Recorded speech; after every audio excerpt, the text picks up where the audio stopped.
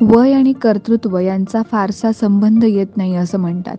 वय मोजता येते आणि मोजणाऱ्या गोष्टी संपतात, पण कर्तृत्वाला मोजपट्टी लावता येत नाही, म्हणून ते चिरकाल राहते.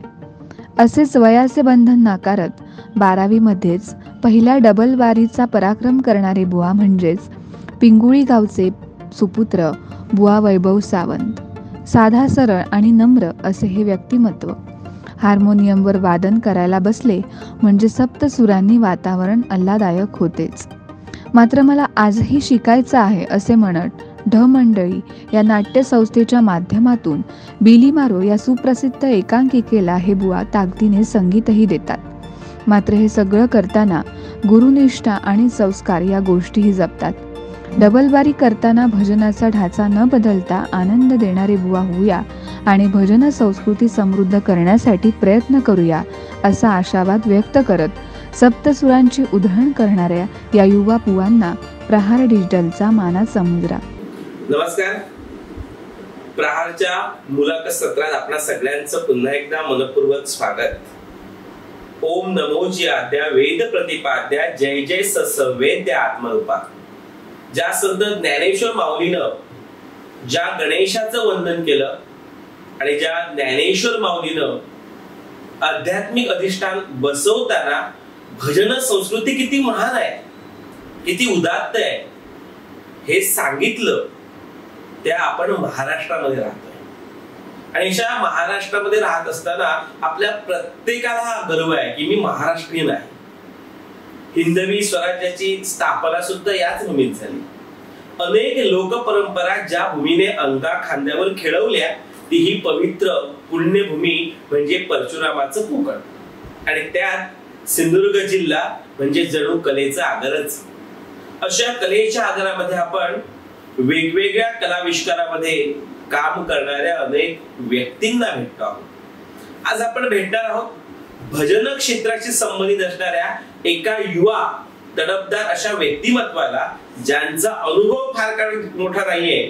त्याने 15 वर्ष अनुभव आहे, पण त्याने अगदी 5वीच्या इयत्ता 5वी मध्येच त्यांची पेटीशी मैत्री जमली, सुराची दोस्ती केली आणि 12वी मध्ये ज्यांनी पहिली डबलबारी केली. ही डबलबारी करत असताना त्यांना अनेक अनुभव आले.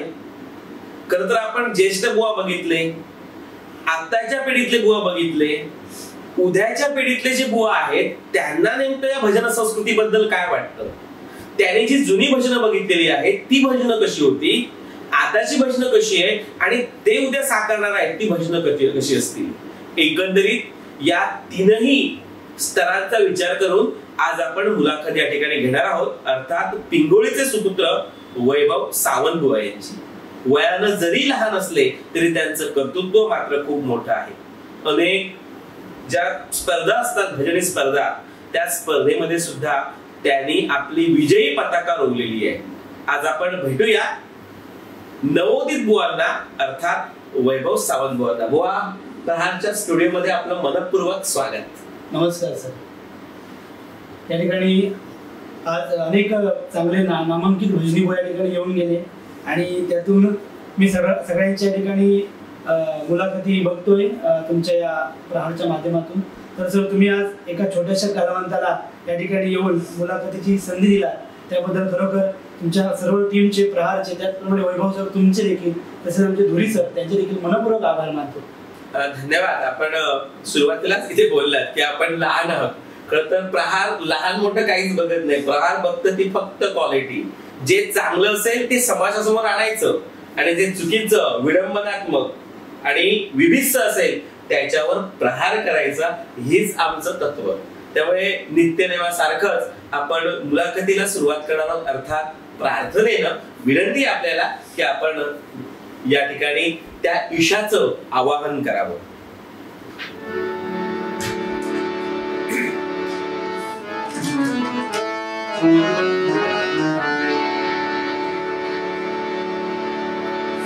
Ah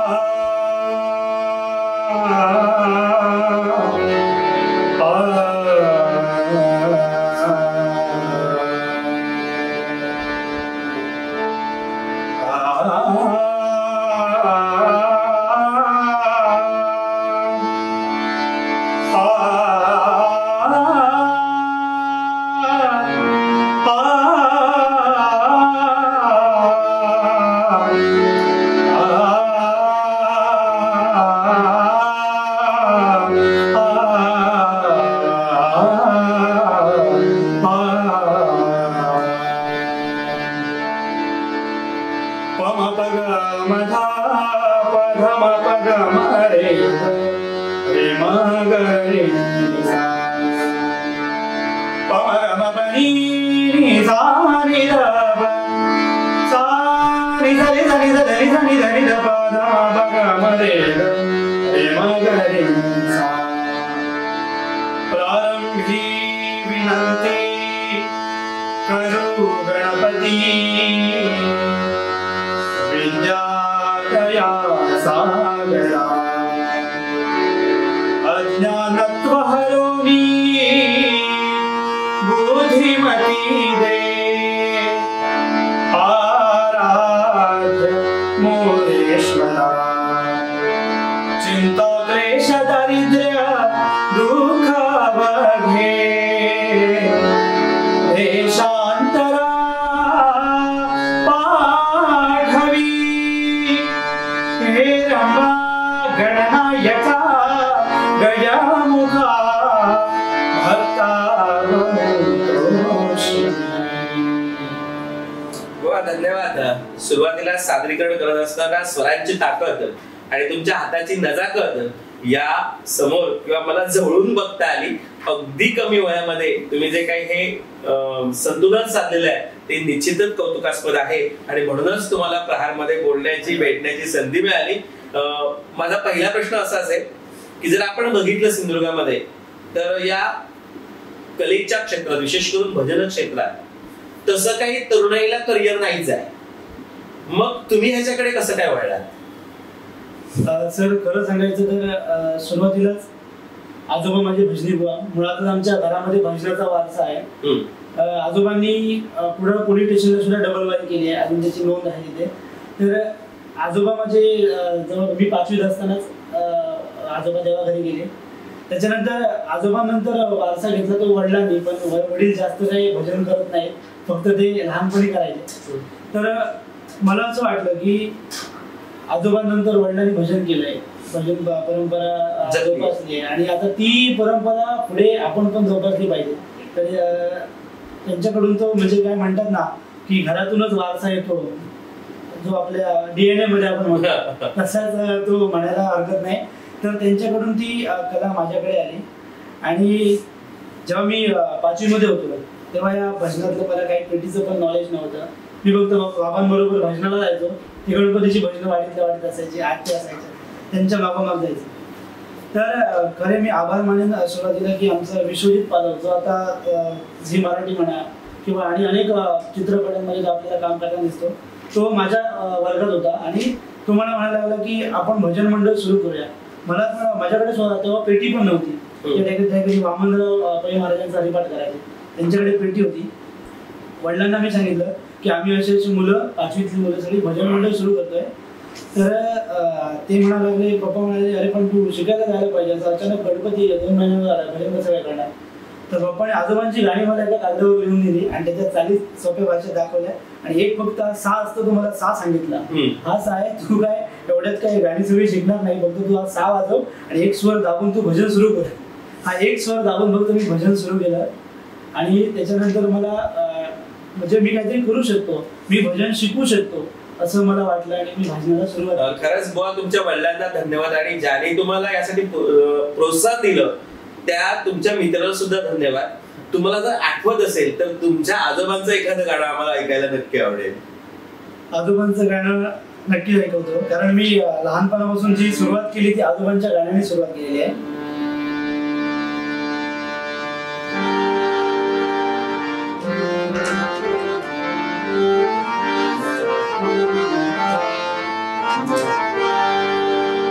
आजोबांची ज्यावेळी काय माझ्याकडे म्हणजे शास्त्रीय गायन नव्हतं तेव्हा शास्त्रीय कमी असायचं आणि भजनांमधून जे काय चाली असायच्या त्या गोड वाटायच्या. हे तुम्हाला ऐकवतो आजोबांची.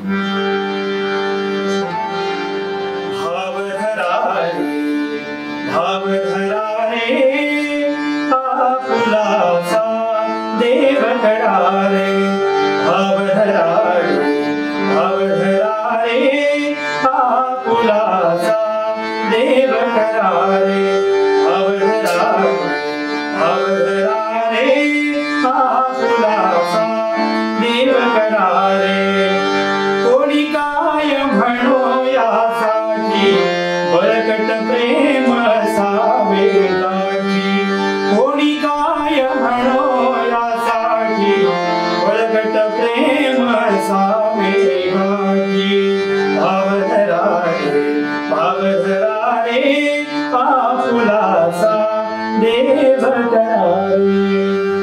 खूप धन्यवाद. भाव धरा रे आपला असा देव करा रे. ज्या भजन संस्कृतीने भाव धरून देव मिळवला त्या भजन संस्कृती जपत असताना तुम्हाला वाटतंय तुम्ही सध्या जी भजनं बघताय 2020 म्हणजे जे काय सध्या चाललेलं आहे म्हणजे खूप वाईट स्थिती सध्या भजन संस्कृतीची झालेली आहे, मग तुम्हाला देव भेटेल? मला असं वाटतंय की आताची जी 2020 भजनं आहेत, मी पण अनेक वर्ष आता तरी 7-8 वर्ष तरी डबल बारी भजनामध्ये मी आहेच, तर मला असं वाटतंय की भजन हे भजनाच्या स्वरूपात झालं पाहिजे. त्याला काही रूल्स अँड रेग्युलेशन लागायला पाहिजे. म्हणजे मध्यंतरी झाले होते पण आता पुन्हा ते मला विस्कटलेले आहेत. आणि मी जेव्हा भजनाला उतरलो त्यावेळी पारंपरिक डबल बाऱ्या कमी झालेल्या होत्या आणि 2020च्याच माध्यमातून मला भजन करण्याचा चान्स भेटला. मी असं म्हणतोय की मला पारंपरिक डबल बाऱ्यातून चान्स भेटला नाही, कारण माझं वय तेव्हा नव्हतं, मी तेव्हा जन्माच नव्हतो. असं मला वाटतंय की आताची जी 2020 भजनं आहेत त्यांना नियम आणि बंधनं असली पाहिजेत, तर अजून नवीन नवीन बुवा जन्माला येऊ शकतात. अनेक भजन संस्कृतीला एक चांगला दिवस येऊ शकतो. आमच्यासारख्या नवोदित भजनी कलाकारांना चान्स मिळू शकतो असं मला वाटतं. तुम्ही आता म्हटलं की त्यांना नियम असले पाहिजे, त्यांना कंडिशन टर्म्स असले पाहिजे, पण त्या कोणासाठी? रसिकांसाठी की तुमच्यासाठी? ते भजनी बुवांसाठीच असले पाहिजे, कारण आज भजनामध्ये जी बडबड केली जाते ती 1 तास बडबड केली जाते आणि जे भजन जे आहे ते फक्त 10 मिनिटं गायला जाते. मग याच्याकडे तुम्ही उद्याचे भावी डबल बारी बुवा म्हणून कसं बघता? त्यामुळेच आता मी भजनी ही जी डबल बारी 2020ची जी भजनं आहेत ती हल्ली मी जरा कमी केलेली आहे. मी जरा सिंगल भजनांकडे बोललोय. कारण काय की मायबाप भजन रसिकांना आता काय पाहिजे ते म्हणजे बोलबच्चन पाहिजे. मायबाप भजन रसिक पण काय म्हणतोय की आम्हाला ठराविक जे आता रसिक उरले आहेत त्यांना फक्त भजन पाहिजे. मग त्यांना बिघडवण्याचं काम कोणी केलं?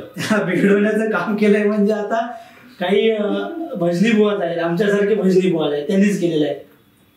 तर मी म्हणतोय की प्रत्येक भजनी बुवांना पण समजलं पाहिजे की प्रत्येकाने जास्तीत जास्त भजन आणि कमीत कमी वायफळ बडबड ह्या भजनातून, भजनाचा कशासाठी आहे, भजन हे कशासाठी आहे तर लोकांना चांगलं प्रबोधन करण्यासाठी आहे. जे अध्यात्म आहे आध्यात्मिक दृष्टीतून हे भजन झालं पाहिजे असं मला वाटतंय. खरं तर अनेक भजनी बुवा मला बघत असतील, या नवख्या तरुण युवकाला बघत असतील आणि त्यांच्या मनात असं वाटणं साहजिक आहे की नातू आजोबांना शिकवतोय. याचं कारण असं आहे की आज युवा भजन बुवांना काय अपेक्षा आहेत. खरं तर आपण दिग्गज बुवा बघितले ज्यांनी अनेक वर्ष या भजन संस्कृतीची सेवा केली, त्यांचा खेद आपण जाणून घेतलं, त्यांची दुःख आपण जाणून घेतली. त्यानंतर नवोदित म्हणजे जे सध्याच्या म्हणजे ज्याला आपण टॉप मोस्ट म्हणतो पॉप्युलर बुवा जे आहेत त्यांना आपण इथे संधी दिली, त्यांचं मनोगत ऐकून घेतलं. आज अशा तरुणाला तुमच्या समोर आणतोय आम्ही की जो तरुण उद्याची भजन संस्कृती स्वीकारणार आहे. मग त्यांच्या अपेक्षा काय आहेत तुमच्याकडे?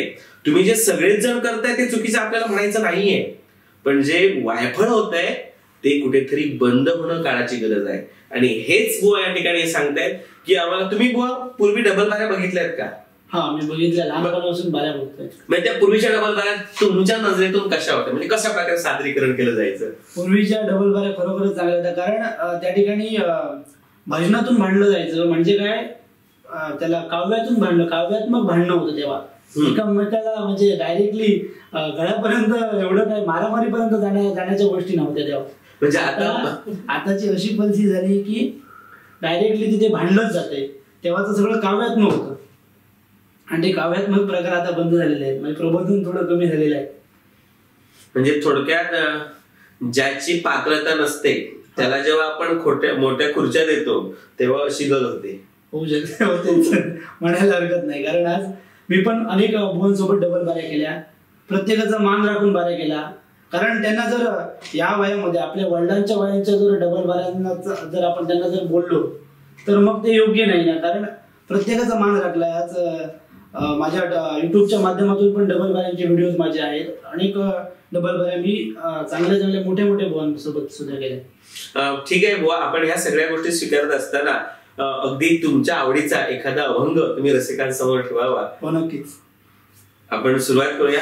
आपल्या बरोबर आहे पिंगुळीचे सुपुत्र आणि सध्याचे युवा जे बुवा अर्थात सावंत बुवा.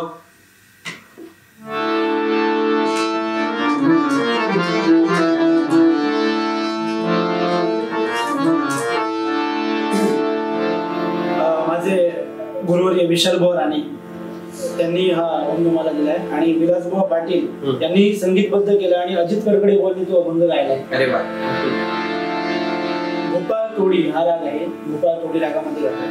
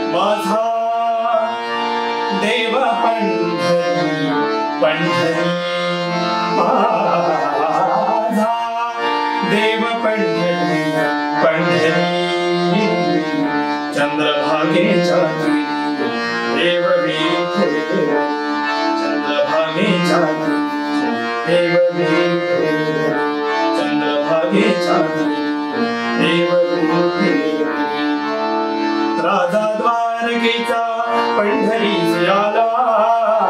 राजा द्वारकेचा पंढरीस आला. आनंद झाला सनकादिका. आनंद झाला. आनंद झाला सनकादिका. आनंद झाला. आनंद झाला सनकादिका. आनंद झाला सनकादिका. आनंद झाला सनकादिका. माझा देव पंढरी पंढरी. माझा देव पंढरी पंढरी. चंद्रभागेच्या देव भेटे. चंद्रभागेच्या देव भेटे.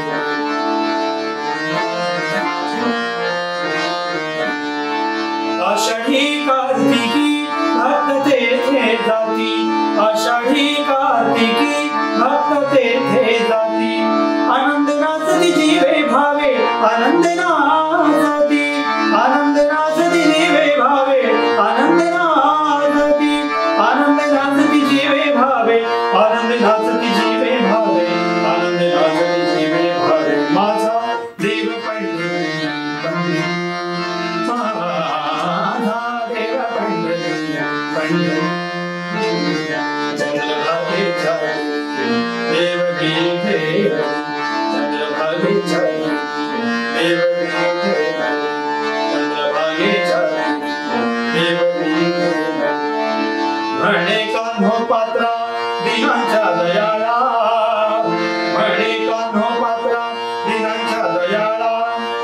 विठ्ठल केशव भेट देई. विठ्ठल केशव. विठ्ठल केशव भेट देई. विठ्ठल केशव. विठ्ठल केशव भेट देई. विठ्ठल केशव भेट देई. विठ्ठल केशव भेट देई. माझा देव पंढरी पंढरी. माझा देव पंढरी पंढरी. चंद्रभागेच्या देव भेटे. चंद्रभागेच्या देव भेटे. चंद्रभागेच्या तीरी देव विठेवरी. देव विठेवरी. देव विठेवरी. बुवा खूप सुंदर छान अभंग आपण रसिकांच्या समोर ठेवलात आणि त्याला खूप सुंदर साथ होती ती तुमच्या गोड गळ्याची. आणि तुम्ही ज्या नजाकतीने तो पेश करत होता त्यावेळी ऐकायला सुद्धा म्हणजे खरं तर पकवाज आल्या सोबत जर आला असता तर खूप मजा आली असती. बुवा तुम्ही संगीताची सुरुवात जी आहे म्हणजे ज्याला आपण शास्त्र शुद्ध शिकणं म्हणतो, गुरु करणं म्हणतो, तो तुमचा गुरु कोण आहे? तर ह्या गुरुवर्यांची माझी सुरुवात झाली म्हणजे ती म्हणजे पहिले गुरु म्हणजे माझे वडीलच आहेत. सुरुवातीला मी सांगितलं तसं. तर वडिलांनी मला चांगलं भजन शिकवलं, कॅसेटची गाणी सुद्धा मला शिकवली, स्वर काढून दिले, सगळं मला जमायला लागलं. पण त्याला काही महत्व नव्हतं त्या काळामध्ये. मी जेव्हा 8वी मध्ये गेलो तेव्हा मी वडिलांना सांगितलं की हे सगळं ठीक आहे, मी गातोय, पण याला मला सारेगम रागांची काही माहितीच नाहीये, तर मला कुठेतरी शिकायला जायला पाहिजे. माझा मित्र गुरुजी विशाल बुवा राणे त्यांच्याकडे शिकायला जातोय. तर संगीत म्हणजे काय, भजन म्हणजे काय, भजन स्पर्धा कशी द्यायची, रागांचा अभ्यास कसा करायचा, हे सगळं जे नॉलेज आहे ते सगळं श्रेय जातं माझी गुरुमौली विशाल बुवा राणे. त्यांनी मला यातून, म्हणजे मी दगड होतो आणि त्या दगडाला शिल्प जे घडवतात तसं ते शिल्प घडवलं गेलं ते माझ्या गुरुजींनी विशाल बुवा राणे यांनी मला घडवलं. आता तुम्ही मगाशी बोललात की रागांची माहिती असणं खूप गरजेचं आहे आणि आपल्याला फक्त भजनी बुवाच बघतायत असं नाही, तर अनेक अशी लोक बघतायत की ज्यांना या क्षेत्रामध्ये फारशी माहिती नाहीये. त्यामुळे रागाची माहिती करून घेणं म्हणजे नेमकं काय असतं? रागांची माहिती करून घेणं म्हणजे नेमकं बाबा समोर एक कॅसेट लागली आहे, कॅसेटमध्ये अजित कडकडेंचा सुंदर एखादा अभंग लागलाय, मग तो अभंग पुढच्या रागामध्ये आहे, ते जे ओळखणं खूप कठीण आहे. मग तो राग आपल्याला झालाय का, आपण तो राग गाऊ शकतो का, मग जुळवाजुळव आपण करून बघायचे. आणि तो जर अभंग आपण जे शिकलेल्या रागामध्ये आहे तो अभंग त्याला जर जुळतोय तर म्हणजे तो अभंग 100% त्या रागामध्ये आहे, हे खात्रीशीर ज्याला देता येतो तो खरा रागांचा अभ्यास करणारा बुवा आहे. म्हणजे हा थोडासा खूप म्हणजे संयमाचा काळ असतो, कठीण काळ असतो रागांची माहिती घेणं. कारण संगीत क्षेत्र म्हणावं खुर्चीवर बसून एखाद्यावर टीका करावी एवढं सोपं नाही. म्हणजे अनेक लोक, म्हणजे लता दीदी सारखी जर गायिका म्हणत असतील ज्याने 50,000 पेक्षा जास्त गाणी गायली की मला सा कळायला माझं आयुष्य गेलं, तर आपण जे काय स्वतःला मोठे समजत असेल त्यांना समजू दे, मग आपण काय हे आपल्याला कळतं. मग जेव्हा तुम्ही स्पर्धेला जाता तेव्हा नेमकी कोणती स्ट्रॅटेजी, जेव्हा आपल्याला नंबर काढायचा असतो, अनेक दिग्गज लोक तुमच्या खांद्याला खांदा लावून सादरीकरण करत असतात, आपल्या समोर काही युवा लोक आहेत जे आपल्याला बघतायत, मग त्यांना तुमच्या माध्यमातून माहिती कळेल की बाबा तुम्ही कशा प्रकारे तयारी करायची. स्पर्धेला जाताना स्पर्धांमध्ये एक नियमावली ठरवलेली असते. त्याच्यामध्ये आपण भजन म्हटल्यानंतर त्याच्यामध्ये 8 ते 10 कोरस मंडळी किंवा 8 ते 11 कोरस मंडळी, 5 टाळ असले पाहिजेत, असा हा मेळ असला पाहिजे. त्यानंतर तबला वादन, पखवादन आणि जी आपली पारंपरिक वाद्य आहेत त्यांनाच घेऊन आम्ही भजनाची प्रॅक्टिस करतो. तर याच्यामध्ये मुख्य म्हणजे आपला आवाज स्वराला लागतोय की नाही, नाहीतर स्वर एकीकडे लागतोय आणि आवाज एकीकडे लागतोय हे व्हायला नको, ह्याची जास्त प्रॅक्टिस करायला लागते स्पर्धेला जाताना. दुसरी गोष्ट, राग सुद्धा प्रत्येक रागामध्ये आपल्याला तो रागच आळवता येतोय की नाही, की रागाच्या बाहेर आपण गातोय, हा दुसरा मुद्दा असतो. त्याच्यानंतर गाणी निवडताना सुद्धा ती गाणी तालामध्ये बसतायत की नाही, म्हणजे पखवाज एकीकडे वाजतोय आणि पेटी एकीकडे वाजतोय आणि बुवा एकीकडे घालतोय, कोरस मंडळी एकीकडे म्हणतायत, हे व्हायला नको. आणि तिसरी गोष्ट म्हणजे टायमिंगचं बंधन असतं आणि त्या टाइम मध्ये सगळं झालं पाहिजे, म्हणून टाइमला खूप महत्व आहे, वेळेला महत्व. आता एकंदरीत जेव्हा आपण स्पर्धेचा अभ्यास करतो तेव्हा जो बुवा असतो, विशेष करून जे हार्मोनियम वादक असतात ते त्याचं नेतृत्व करतात, मग तुमच्यावर प्रचंड दबाव असतो. मग हा दबाव कसा काय तुम्ही त्या स्पर्धेला भजन करताना काही तेवढं वाटत नाही, डबल बारी करताना सुद्धा काही वाटत नाही, कारण तिथे आम्हाला शिकवणारा कोण नसतो किंवा आमच्यावर मार्क्स देणारा कोण नसतो, जे काय आहे ते भजन रसिक ठरवत आहे. पण भजन स्पर्धेला गेल्यानंतर जे मार्क्स देणारे परीक्षक असतात तिथे गुरुवर्यांच्या आमच्या गुरुतुल्य व्यक्ती त्या ठिकाणी बसलेले असतात, कारण सुज्ञ भजन रसिक तिथे बसलेले असतात आणि आपल्यासोबत स्पर्धक बसलेले असतात. म्हणजे प्रत्येक स्पर्धकाला वाटत असतं की आपलं भजन चांगलं झालं पाहिजे, प्रत्येकाचं हेच असतं, प्रत्येकाच्या मनात हेच असतं. त्यामुळे तसं आम्हाला वाटतं की त्यांच्यापेक्षा सुद्धा आमचं गाणं चांगलं झालं पाहिजे असं प्रत्येकाला. मग असा आठवणीतला एखादा प्रसंग आहे का भजन स्पर्धेतला? मी 8वी मध्ये पहिली स्पर्धा दिली गावामध्ये आणि तिथे 18 वर्षाखाली भजन झाली. 18 वर्षाखाली एक स्पर्धा आणि 18 वर्षांच्या पुढे खुली भजन स्पर्धा, अशा भजन स्पर्धा व्हायच्या. मी तेव्हा 8वी होतो, साधारण मला वाटतं 2009-10 मध्ये. तेव्हा भजन स्पर्धेला मी पहिल्यांदाच उतरलो भजन स्पर्धेला. त्याच्या आधी मला काही अनुभव नव्हता. प्रॅक्टिस केली आमच्या विशाल गुरुजींनी. मी नवीनच 1 वर्ष पण शिकलो नव्हतं, 6 महिनेच फक्त शिकलो होतो. पहिलंच भजन दिलं होतं आणि मला बोलले तुला स्पर्धेला उतरायचं आहे, तयारी करायची आहे. भजनाची तयारी केली आणि तिथे अनेक नवोदित म्हणजे 18 वर्षाखाली भरपूर भजनं होती त्या ठिकाणी आणि मी पहिलीच भजन, मी असं पूर्ण कापत होतो, मला काय करू आणि काय नको ते समजत नव्हतं. घेतली पेटी घेतली, विशाल बुवा आणि गुरु माऊली माझे समोर बसले, त्यामुळे अजून फिलिंगच नव्हती माझी भजन करायची. आणि तिथे माझा साऊंड लागायला तयार नाही. मी जवळजवळ अर्धा तास घेतला फक्त साऊंड सेट करण्यासाठी. म्हणजे काय साऊंड कसा सेट करतात ते मला माहित नव्हतं. तिथे साऊंड सेट करायला नंतर माझा तिथे धीर चेपला. अजित गोसावी सर मला वाटतं तिथे आमचे परीक्षक म्हणून आम्हाला लागले होते त्या ठिकाणी आणि अतिशय सुंदर परीक्षण केलं होतं. तर तिथे पहिली स्पर्धा असल्यामुळे मला टायमिंग वगैरे काय माहित नव्हतं. माझं भजन मला वाटतं 10 मिनिटं आधीच संपलं. 45 मिनिटाचं टायमिंग होतं आणि 35 मिनिटात माझं भजन संपलं. आणि तिथे माझ्या मागून जी आधी जी भजनं झाली होती ती अतिशय सुंदर सुंदर भजन झाली होती. त्याच्यामध्ये आता मला नावं आठवत नाही कोण कोण बो होते त्यावेळी, कारण आता मला वाटतं 10-12 वर्ष होऊन गेले त्याला. तर तिथे माझा 3रा क्रमांक आला होता. पहिल्याच भजन स्पर्धेत मला 3रा क्रमांक, हा माझ्यासाठी भरपूर मोठा होता. त्या भजन स्पर्धेतलं काही आठवतंय का? एखादं गीत सादर केलं तुम्ही घाबरत असू ना, किंवा कोणता अभंग? त्या भजन स्पर्धेमध्ये मी एक अभंग सादर केला होता.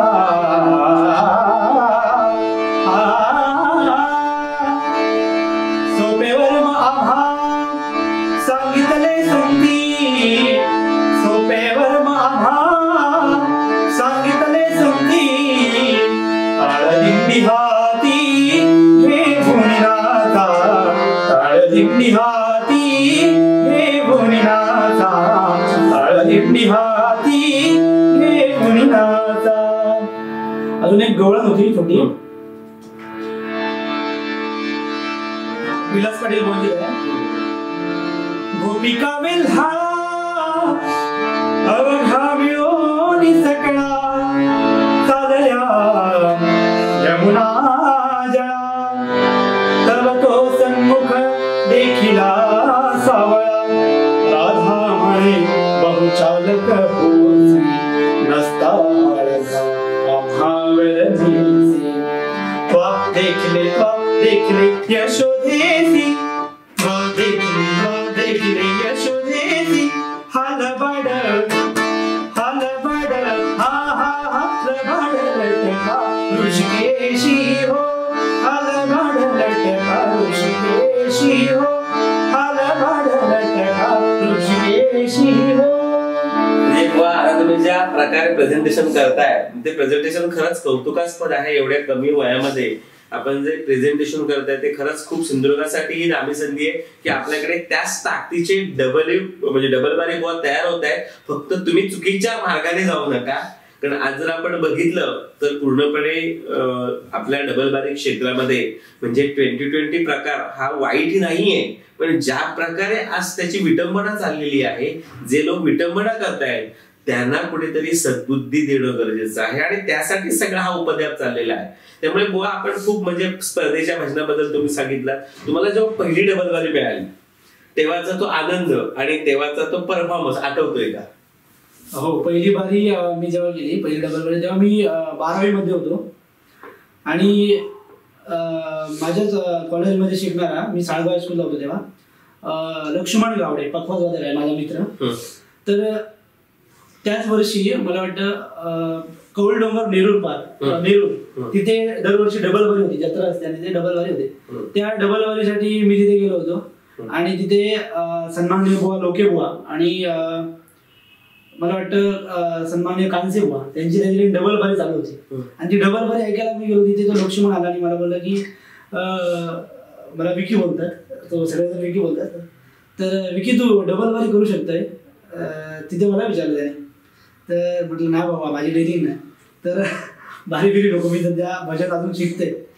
तर तो म्हणायला लागला की आमच्याकडे बुवा आहे त्याच्याकडे मी वाजवते पापात. म्हटलं कोण रे? तर विनय नांदोशकर म्हणून बुवा, आंबोडले गावचा. तर मी त्याला ओळखत नव्हतो, मी कधी बघितलं पण नव्हतं त्याला. कधी भेट पण आमची झाली नव्हती. तर तो म्हणायला लागला की आमच्या माड्याच्या वाडीमध्येच आम्ही डबल बारी ठरवतोय, तर त्याच्याच वयाचा तू आहेस, म्हणजे 17 वर्षाचा होतो मी जेव्हा, 17-18 वर्षाचा. तर दोघांची डबल बारी चांगली होईल, तो पण फ्रेश आहे, पहिल्यांदाच बारीमध्ये उतरतोय आणि तू पण केलीस तर बरं होईल. म्हटलं मी तुला विचार करून सांगतो. झाली डबल बारी. मला वाटतं त्याच डबल बारीत मी विचार केला तिथेच की डबल बारी माझ्या आजोबांनी केल्या आहेत, तर घरात पण मला सांगायचे आजोबा तुझ्या एवढ्या डबल बारी केल्या. म्हटलं मग आपल्याला पण उतरायला पाहिजे, आजोबांची जागा चालवली पाहिजे असं मला तेव्हा वाटलं.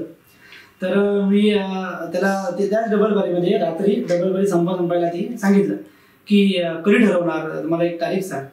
तर 1 मे 2014ला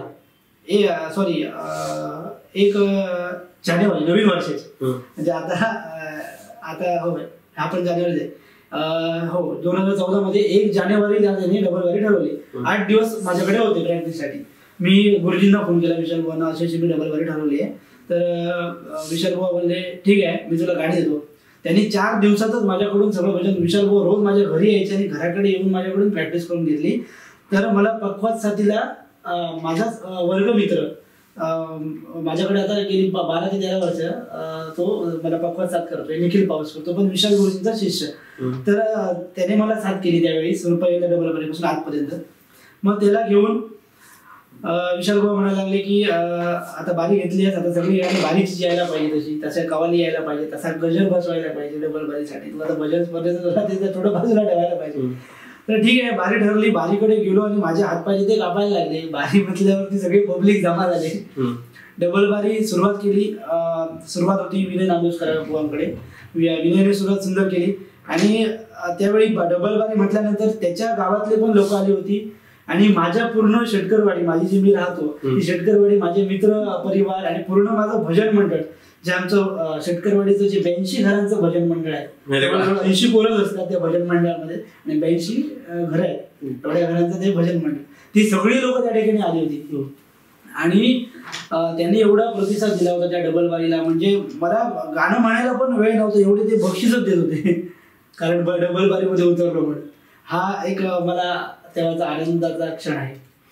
खूप सुंदर. म्हणजे पहिली गोष्ट कोण विसरत नाही, जसं शाळेतला पहिला दिवस, ऑफिसातला पहिला दिवस, प्रेमातला पहिला दिवस, पहिली प्रियसी, तशी पहिली डबल बारी, या सगळ्या गोष्टी खूप महत्वाच्या असतात आणि तुम्ही त्या भूतकाळातल्या आठवणी अगदी रसिकांच्या समोर ठेवलात आणि तो परफॉर्मन्स कसा होता तो या ठिकाणी सांगण्याचा प्रयत्न केला. तर हे सगळं खूप सुंदर आहे. त्यानंतर अलीकडच्या काळामध्ये आपण डबल बाऱ्या केल्यात का? हो, त्याच्यानंतर मी अनेक नामवंत भजनी बुवांसोबत डबल बाऱ्या केला. आमचे आपले भजन संस्कृतीमध्ये ज्यांचा सिंहाचा वाटा आहे असे आमचे भजन सम्राट भालचंद्र बुवा केळुसकर, त्यांच्या सुद्धा सोबत मी डबल बारीचा. नक्कीच. म्हणजे खरं तर भालचंद्र केळुसकर बुवांना लाख लाख धन्यवाद की त्यांनी तुमच्यासारख्या कोवळ्या मुलाबरोबर सुद्धा डबल बारी केली. खरं तर दिग्गज लोक असेच असतात, ते समोरचा कलाकार जाणतात, त्याचं वय जाणत नाही. त्यामुळे भालचंद्र केळुसकर बुवा तुम्हाला खरंच नमस्कार करतो मी, कारण ज्या प्रकारे तुम्ही अगदी कोवळ्या मुलाबरोबर सुद्धा डबल बारी केलात. कसा होता अनुभव एकंदरीत? ते तर आपण त्याला भजन सम्राट म्हणतो, नाट्य स्पर्धेला त्यांचं संगीत असतं, दशावतारामध्ये तर त्याने अक्षरशः स्वतःच्या खांद्यावर जू घेऊन खटारी गाडी हाकलेली होती, असा सुद्धा प्रसंग ऐकायला मिळतो. अशा बुवांबरोबर डबल बारी तुम्ही केलात, काय होता एकंदरीत अनुभव? मी म्हणजे डबल बारीमध्ये नुकताच उतरलो होतो, 1च वर्ष मला झालं होतं. जवळपास 30-40 फक्त डबल बाऱ्यांचा माझा अनुभव होता. आणि मला मालवणवरून डबल बारीसाठी फोन आला. तो म्हणजे सन्माननीय आमचे मित्र विनोदजी सातार्डेकर, सूत्रसंचालक आणि टीचर आहेत ते, त्यांचा मला कॉल आला. तर ते बोलले की तुझी मालवणमध्ये डबल बारी ठेवायची आहे वैभव. म्हटलं ठीक आहे करूया. जोडीला बुवा पण आहेत. तर ते म्हणाले पहिल्यांदा की गोटनकर, सुशील गोटनकर बुवा या ठिकाणी जोडीला आहे. तर मी बारी डन केली. म्हटलं ठीक आहे चालेल. आणि महिनाभर बारी ठरली, झाली सगळं. आणि 4 दिवस पूर्वी अचानक मला सांगायला लागले सातार्डेकर की वैभव बुवा चेंज झाले, थोडे आमचे केळुसकर बुवा आहेत मालवणचे. तर मी विचारात पडलो, आता केळुसकर बुवांसोबत डबल बारी करायची कशी? म्हणून मी त्यांना खूप प्रयत्न केले सांगायचे की मला नाही जमणार, हे बुवांसोबत मी नाही करू शकत. मला बोलले पारंपरिक बारी करायची नाही, 20-20 करायची आहे, पण तुला त्यांच्यासोबत करायची आहे. नंतर सातार्डेकर म्हणाले नाही तू मला बाकी काय सांगू, तू एक फिक्स झालेला आहेस, तुम्हाला शब्द दिलेला आहेस आणि आता ह्याच्यात चेंजेस काय होणार नाही, काही चेंज केलं जाणार नाही तुला काय. नंतर झालं सगळं. बऱ्याच जणांचे फोन वगैरे मला आले, अरे तू बारी कशी काय घेतली, म्हटलं मला काय माहित नव्हतं, मला फोटोग्राफर पण माझी बारी ठरली होती. मला त्याने सांगितलं, पण नंतर मी पण ठरवलं की ठीक आहे आपल्याला काहीतरी शिकायचं आहे, आपण शिकण्यासाठी हा कार्यक्रम केला पाहिजे. म्हणून मी बुवांसोबत पण बोललो, केळुसकर बुवांसोबत. बुवा बोलले ठीक आहे करूया बारी, आणि बुवांनी ती बारी केली. तिथे त्यांच्याच गावामध्ये बारी होती ती, रेवतळे मालवणमध्येच. आणि रंगमंचावर मी गेलो, बसलो, भजनाची सुरुवात मला वाटतं माझ्याकडे आली. आणि केळुसकर बुवा सुद्धा बाजूला होते. म्हणजे काय करू मी काय नको ते मला समजत नव्हतं. फक्त म्हटलं आता फक्त आपण जे काही भजन आहे, जेवढे मला राग काय मी शिकलोय तेवढं फक्त दाखवायचं, बाकी एक शब्द बुवाकडे तोंड करून पण बघायचं नाही, हे मी ठरवलं. झालं सगळं. तिथे समोरच आमच्या सातार्डेकर माऊली बसले होते, ते तिथून आम्हाला अनाउन्समेंट करायचे की तुमच्याकडे आता फक्त 10 मिनिटं आहेत गणासाठी आणि तुमच्या पहिल्या भजनासाठी, तुमचा वेळ संपतोय की संपवायचं, असं स्पर्धेसारखं तिथे ठेवलं होतं सगळं. तर ठीक आहे, सुरुवात केली भजनाची. केळुसकर बुवांना खूप खूप धन्यवाद दिले, त्यांचे आशीर्वाद घेतले त्यांच्याकडून. त्या ठिकाणी मला बरंच काही शिकण्यासारखं मिळालं. म्हणजे ज्यावेळी त्यांनी सांगितलं भजनामध्ये सुरुवातीला, बुवांनी मला पण धन्यवाद दिले की वैभव, शहरात सवाईशेर होणारो, शहरात सवाईशेर कोणही होऊ शकते, अजून माझ्या कानावर आहे, शहरात सवाईशेर कोणही होऊ शकता. आणि ही जी सरस्वती आहे ह्याच्यावर मोठं कोण नाही. या सरस्वतीवर सगळे जे भजन रसिक आहेत, जे भजनी कलावंत आहेत, जे पंढरीचे वारकरी आहेत, ते संगीतामध्ये सगळ्यांचं मान समान असं त्यांनी त्या ठिकाणी मला सांगितलं. आणि त्यांना एक शब्द न बोलता, त्यांच्याकडे न बघता मी त्या ठिकाणी 35 मात्रांमध्ये नोटेशन त्या ठिकाणी म्हणून दाखवलं त्यांना. म्हणजे खरंच जर तुम्हाला आता ते सादरीकरण आठवत असेल तर आपण 35 मात्राचं सादरीकरण जे नोटेशन आहे ते नक्कीच रसिकांसमोर आपण ठेवूया. म्हणजे त्यांना वाटायला नको की हे काहीतरी उगाच सांगते, कारण बऱ्याचदा असं होतं की बुवा काहीतरी वेगळं सांगते आणि मुळातच वेगळं असतं.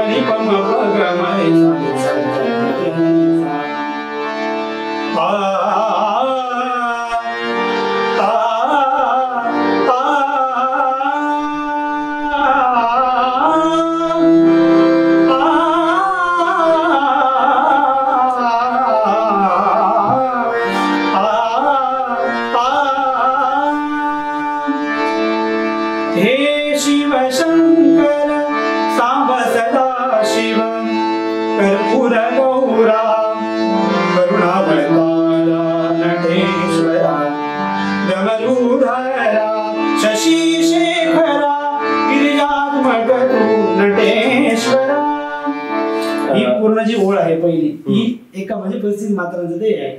अजून याच्यात आहेत पण ते थोडे मला आठवत नाही, कारण बरीच वर्ष झाली त्याला घेऊन. मग बुवांचा रिप्लाय कसा होता? बुवांचा रिप्लाय खरोखरच मला काय बोलले नाही. बुवांनी बोलले की जी आताची जी प्रगती आहे एवढ्या लहान वयामध्ये, ती खरोखरच तू खूप चांगल्या रीती केलेली आहेस, फक्त समोरच्या बुवांचा मान राखून बाऱ्या करत जा, एवढंच मला बोलले त्यावेळी. खरंच खूप. तुम्हाला नाही वाटलं की बुवांचा काहीतरी पाणउतारा करावा, त्यांना वाईट बोलावं, मग तुम्ही पटकन मोठे झाला असता? नाही असं करून बुवा पटकन मोठे होता, नंतर ते सगळं बघावं लागतं. कारण भजन हे सगळ्यात महत्वाचं आहे. भक्ती मार्गातून आपण जनमानसासमोर जे नतमस्तक होतोय ते सगळ्यात इम्पॉर्टंट आहे. आणि ह्या सरस्वतीवर बसून मला तर वाटतंय, माझ्या युट्यूबच्या माध्यमातून पण माझे बरेचसे कार्यक्रम आहेत युट्यूबला, पण या सरस्वतीवर बसून अपशब्द समोरच्या बुवांना मी बोलतोय असं कधी झालं नाही. जर अतिच जर कोण बोलतोय तर त्याला मग थांबवण्याचं काम मी केलंय आजपर्यंत. जो बुवांचा खूप मोठा अनुभव तुमच्या गाठीला आला, त्यानंतर अजून कोणाकोणाबरोबर गाठ पडली? त्यानंतर अनेक बुवांबरोबर माझी गाठ पडली. त्यामध्ये आता सध्याच्या काळातील धनाकेबाज आपण ज्या बुवांना म्हणतो, पहाडी आवाज आणि तारसप्तकात जे बुवा गातात असे सन्माननीय लोके बुवा, त्यांच्यासोबत सुद्धा माझे 2 कार्यक्रम झाले. तसेच आमचे विनोदजी चव्हाण बुवा आहेत. आपण त्यांच्याकडे जाऊया हळूहळू. लोके बुवांबरोबरचा अनुभव कसा होता? खरं तर लोकेबुवांबद्दल असं बोललं जातं की ते ज्युनियर लोकांना आपल्या बरोबर घेत नाही. कदाचित हा शिक्का इथे कुठेतरी फुसलेला बघायला मिळतोय. मी लोकेबुवांना धन्यवाद देईन की बुवा आपल्याबद्दल जे काय बोललं जाते अशा पुसटशा आवाजामध्ये की तुम्ही ज्युनियर लोकांना बरोबर घेत नाही, ज्युनियर लोकांना बरोबर घेत नाही, मग यांना कसं काय बरोबर घेतलं? खरं तर माझी एक वृत्ती आहे की समोरचे बुवा मग ते किती मला बोलू दे, पण त्यांच्याकडून काहीतरी मला घेता यायला पाहिजे. म्हणजे त्यांच्यातून काहीतरी किती पण ते मला बडबडू दे, काहीतरी काही पण त्यांचं चुकू दे, पण त्या बुवांकडून काहीतरी मला शिकता यायला पाहिजे. ह्या हेतून मी प्रत्येक डबलबारी करत आहे. पण लोकेबुवांबरोबरचा अनुभव कसा होता, काय वाटलं? लोकेबुवांबरोबर माझी डबलबारी मला आमचे प्रहारचे पत्रकार आमचे धुरी साहेब त्यांनीच फोन केला होता. आणि माझे गुरुतुल्य व्यक्ती म्हणजे आमचे सावंतवाडीचे बाहेर आहे, तर ते मला अनेक कार्यक्रमांच्या माध्यमातून त्यांनी मला भरपूर सपोर्ट केला. तर बांधा पोलीस स्टेशनला डबलबारी असते दरवर्षी, आणि त्या डबलबारीसाठी वैभव तुझं नाव मी सुचवले असं मला त्यांनी बोलले. म्हटलं ठीक आहे. तर जोडीला बुवा पण आहेत, अजून काय ठरलं नाही, 4-5 दिवसात ठरवतो म्हणायला लागले. 4-5 दिवसांनी मला फोन आला, समोर बुवा ठरले संदीपजी लोके. तर मी म्हटलं अरे बापरे, लोके बुवा मला नाही जमणार, नाही जमणार लोके. नाही तू आता मला काय खाऊ नको, तुला बारीला बसायचं आहे येऊन. झालं, लोके बुवांबरोबर बारी ठरली. तेव्हा पण लोकेबुवांनी नवीन म्युझिक काढली होती. मला वाटतं ती म्युझिक होणारच ना मी या करायची, ती म्युझिक खूप चर्चेत होती. आठवतंय मला.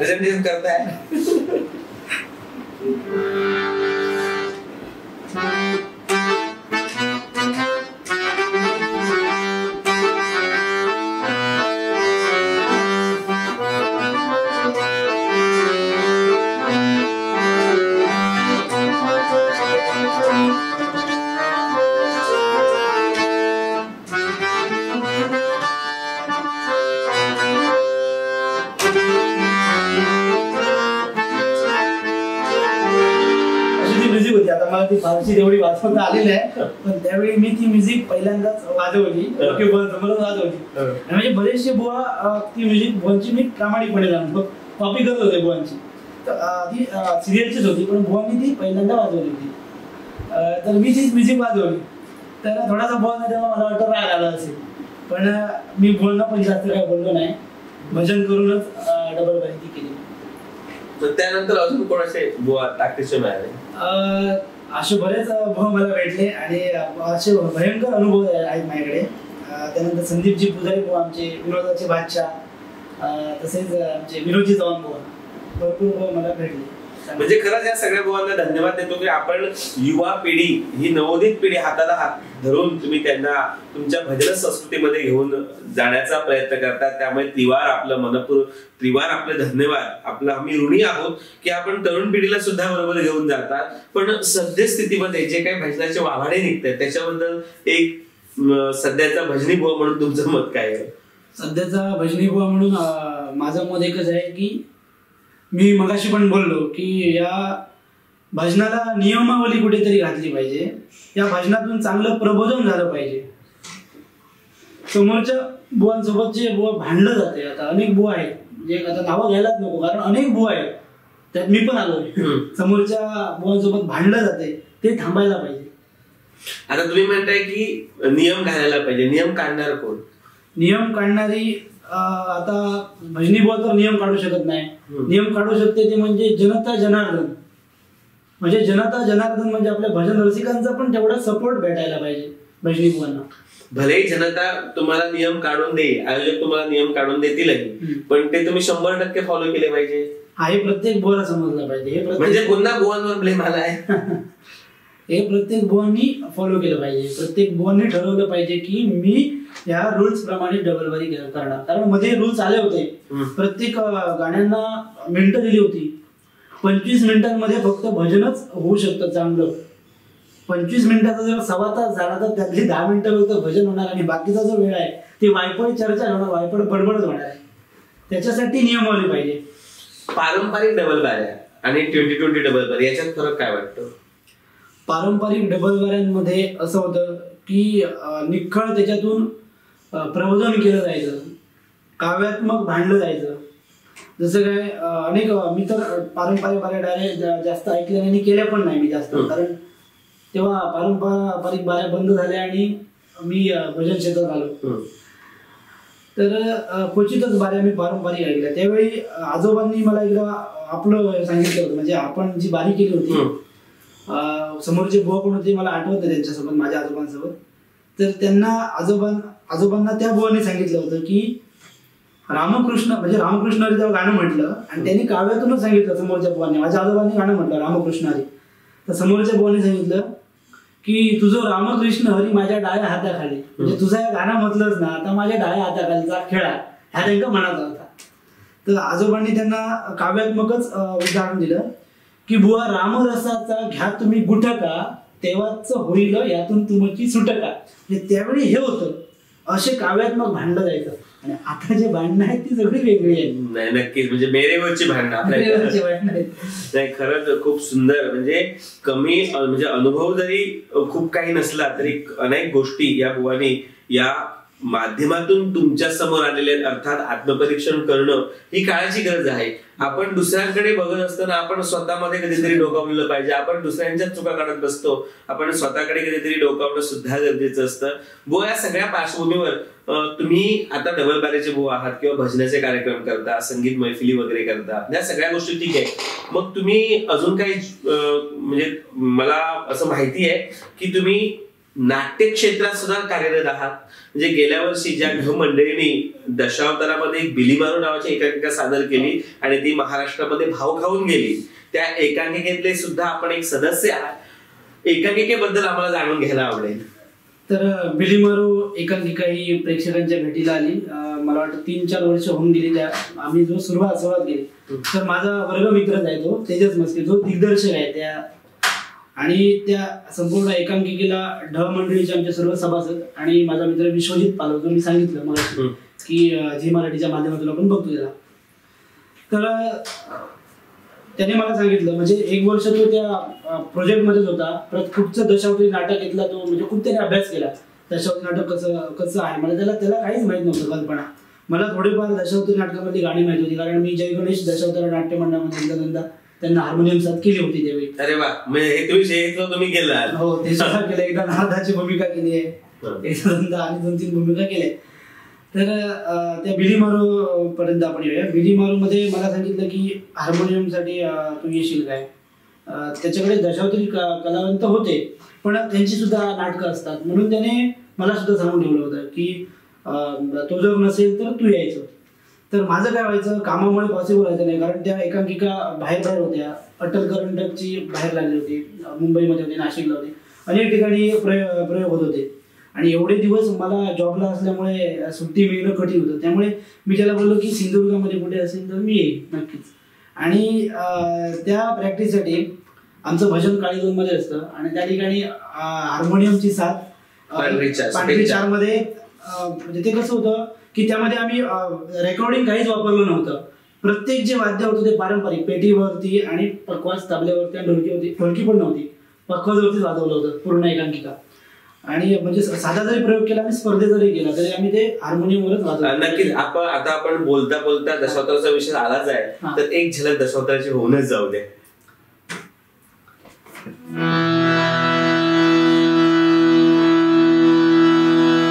एक थोडक्यात म्युझिक घेतो.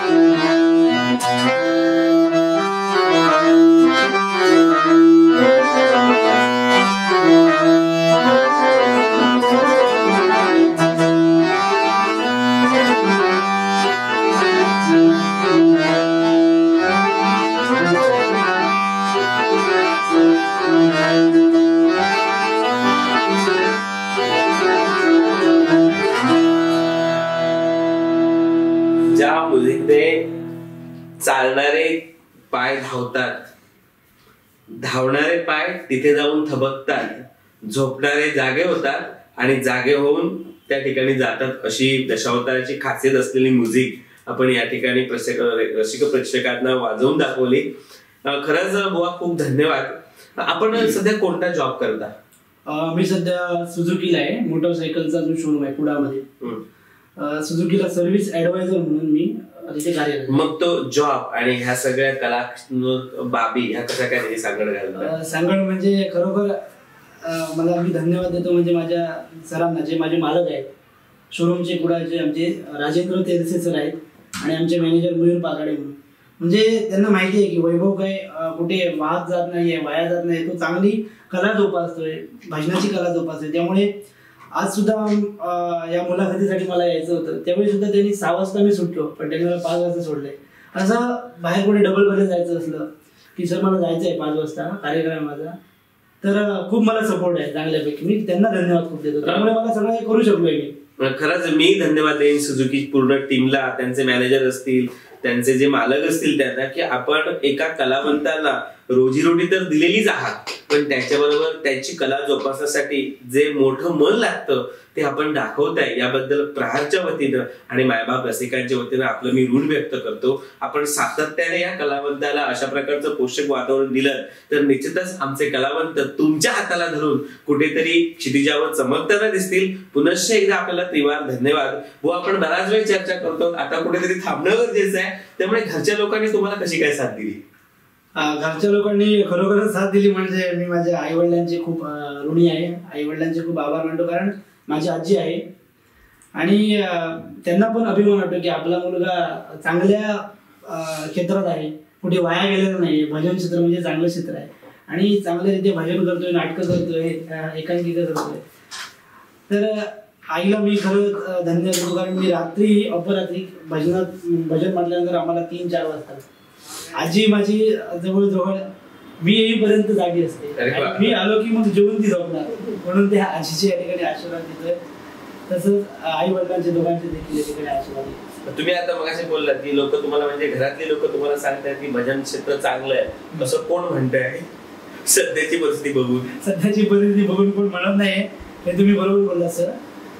तर मी मगाशी सांगितलं तसं भजन क्षेत्र हे आता म्हणजे काळाची गरज आहे सुधारणं, आणि ते माझ्यासारखे नवोदित बुवा मी तर नक्की प्रयत्न करेन की लोकांपर्यंत काहीतरी चांगलं देण्याचा.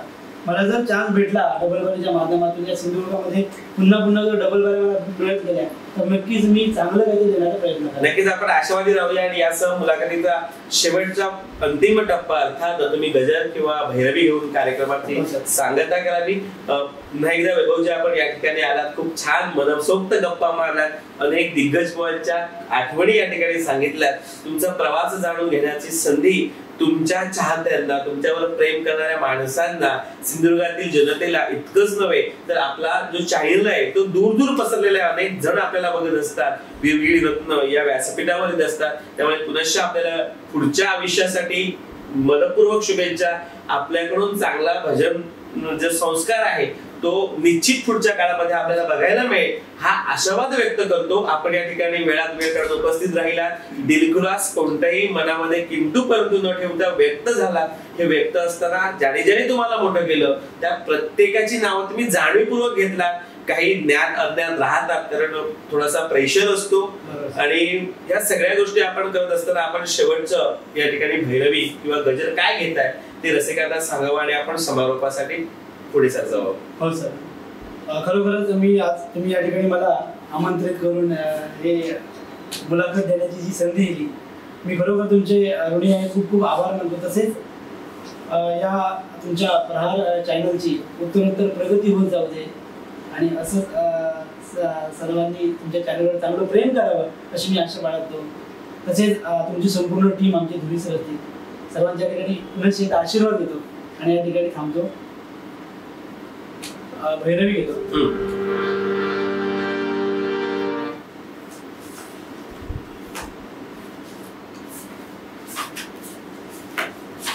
आपल्या भेटीला आलेले बुवा सावंत बुवा या ठिकाणी भैरव घेऊन आपल्या मुलाखत सत्राचा समारोप करतायत.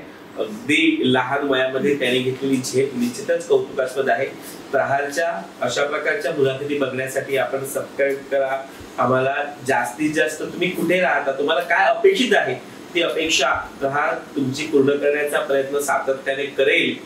मी माझ्याबरोबर असणारे सिद्धेश सावंत असतील, राजाराम धुरी असतील, प्रहारचं पूर्ण टीम असेल, या सर्वांच्या वतीनं पुनश्च एकदा आपल्याला विनंती करतोय की तुम्हाला ज्या काही चांगल्या वाईट प्रतिक्रिया आहेत त्या निश्चित आम्हाला कळवा.